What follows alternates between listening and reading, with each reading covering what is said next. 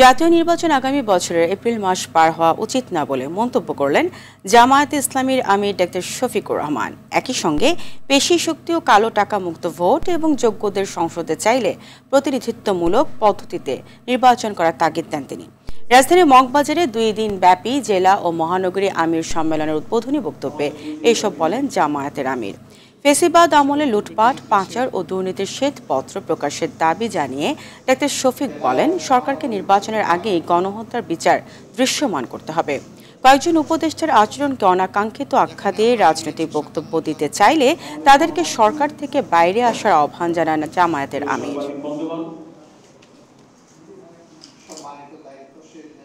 সংস্কার যেটা কার্যক্রম হাতে নেওয়া হয়েছে তা যদি আন্তরিকভাবে গতিশীল করা হয়, যদি অংশীজনেরা সবাই সেরকম সহযোগিতা করে, আমরা মনে করি সরকারের ঘোষিত সময়ের ভিতরে সংস্কার সাধন করে নির্বাচন সম্ভব।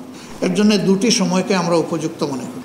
একটি হচ্ছে ফেব্রুয়ারি মাস সোজা শুরু হওয়ার আগে, আরেকটি হচ্ছে যদি কোনো কারণে এই সময়ের ভিতরে সংস্কারগুলো এবং বিচারের দৃশ্যমান প্রক্রিয়া জনমনে আস্থা সৃষ্টির পর্যায়ে না আসে, তাহলে ম্যাক্সিমাম এপ্রিল পার হওয়া উচিত নয়।